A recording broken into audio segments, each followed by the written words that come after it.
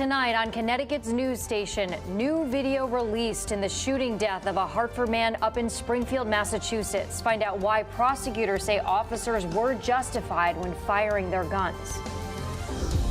We came outside to find that a UPS delivered a package very close to our door. Also frightening moments for one Connecticut family when a delivery truck crashes into their home. And a consumer alert tonight. Eversource says scammers are pretending to be the utility company. We'll hear the phone call that you should watch out for. Now at 10, this is Fox 61, Connecticut's news station. We begin with new video released tonight of officers shooting and killing a Hartford man in Springfield, Massachusetts. Good evening, I'm Jen Bernstein. And I'm Brent Harden. Thanks for joining us. The Hampden District Attorney says those officers were justified when they fired those shots. The DA's office has released body cam footage showing what happened, and we do want to warn you, you may find it disturbing. Fox 61's Gabby Molina has been going through that video all day for us. She joins us in studio to break it all down. Gabby. Brent and Jen, that incident happened back in February in front of MGM Springfield, but the findings were released earlier today, and they give some insight into what led up to that shooting. New video released by the Hampden County District Attorney shows what happened the night 48-year-old William Tisdall of Hartford was shot and killed by Massachusetts state troopers. Officials say on February 25th, Tisdall got into an altercation with another man at MGM Springfield. That man told security officers that Tisdall told him he had a gun and threatened to shoot him. Massachusetts state troopers responded and followed Tisdall when he exited the casino. Get your hands out of your pockets!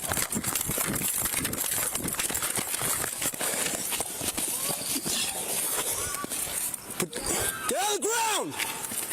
The chase continues, and an officer with a taser is heard warning Tisdall.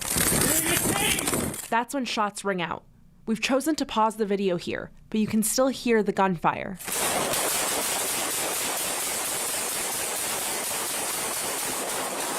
Tisdall can be seen on surveillance video firing at officers before they fired back. His gun is seen on the sidewalk after he is shot. Tisdall later died at the hospital. On Friday, Hampton DA Anthony Gallooni released the findings of his investigation that ruled the use of force was justified. In a statement, he said in part, Mr. Tisdall's actions dictated the course of events and the reasonable and necessary use of lethal force by the troopers. There is clear and copious evidence that Mr. Tisdall accessed, pointed, and fired his gun at troopers.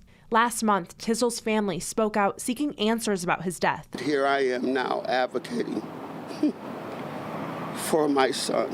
In 2017, Tisdall spoke to Fox 61 looking for answers of his own. His son was one of several teens shot by New Britain police during a carjacking investigation. These kids are kids, and humans. They were startled. The young fellow went to pull off, and when he pulled off, gunfire. His son survived and is now serving time in prison. And the district attorney said that the troopers involved in Tisdall's death did follow the policies of Massachusetts State Police and Massachusetts state law. In the studio, Gabby Molina, Fox 61, Connecticut's news station. All right, Gabby, thank you. On to the weather now. And it was a hot day out there. So hot we shattered, obliterated, annihilated the record. Oh, I love it. Yeah, enjoy the warmth out there, though, tonight, because things are going to cool off, right, Rach? Yeah, temperatures are going to be cooler certainly this weekend, but not cold for this time of year. We'll be in the 60s and 70s tomorrow, but compared to this, yeah, a lot colder. They said all the words: blasted, annihilated, broken. 96 degrees the temperature today. The old record 82 that was set back in 1941. So we beat the old record by 14 degrees. Not only that, but 96 degrees is tied for the April record, and records go back to 1905 for the Hartford area. Wow. In Bridgeport, also beating the old record by 14 degrees, with temperatures 30 plus degrees above average for this time of year. Even right now, 10 o'clock at night, temperatures are way above average in the low 70s in Windsor Locks, low 60s for the New Haven area.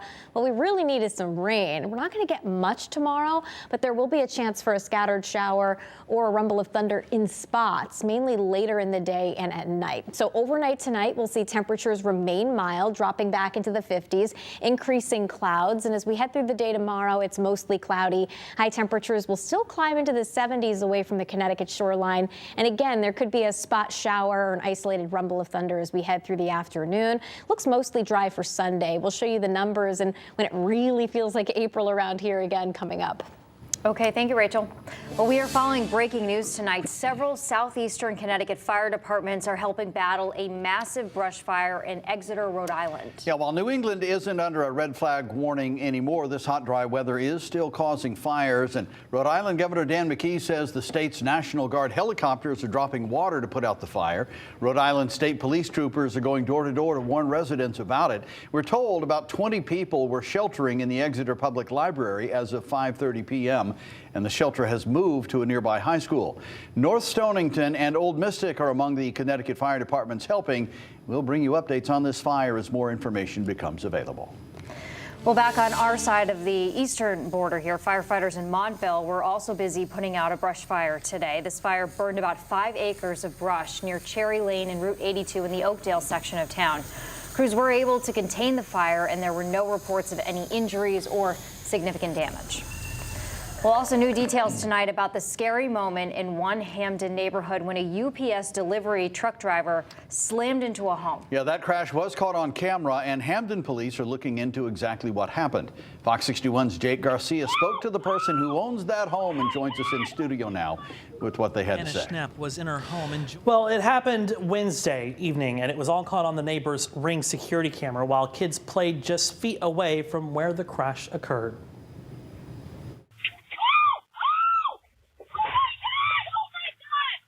Hannah Schnepp was in her home enjoying the evening when she heard a loud crash outside, initially thinking her husband was working on a project in the garage. There was an initial crash, and then there was kind of a pause, and then another big crash. And I thought, he did not tell me he was working on a big project. But what she didn't know was a UPS truck appears to swerve and miss another car on the street before losing control and ending up in her front yard.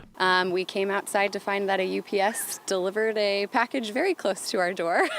The homeowner showing me the damage. Ran over the retaining wall to the lawn, and then the back of the car was right here, so I walked out and saw that he really delivered vehicle, which is probably totaled. Firefighters calling in a crane to remove the truck from the driveway. Hannah knows the outcome could have been much worse. There were kids that were playing like 15 feet away from where the accident occurred, and my husband was standing like 5 to 10 feet inside of the garage door away from where he hit, so we're super grateful that nobody was injured. UPS released a statement today saying in part, safety is our highest priority at UPS. We're grateful that there were no injuries either to anyone inside the home or to our driver. Schnepp says the insurance company and UPS has been in contact with her. She was also given a rental car as they determined whether her car was totaled in that crash. The incident remains under investigation by Hamden Police. In studio, Jake Garcia, Fox 61, Connecticut's news station. All right, Jake, thank you. A Ridgefield man will spend more than 7 years in federal prison for his role in the deadly January 6th Capitol insurrection. Patrick McGaughy III was found guilty of 7 felony charges. The judge says McGaughy used a riot shield as a dangerous weapon when he pinned a police officer against a door frame. In court, McGaughy said January 6th was the greatest embarrassment of his life. The Massachusetts Air National Guardsman accused of leaking classified U.S. documents will remain in custody.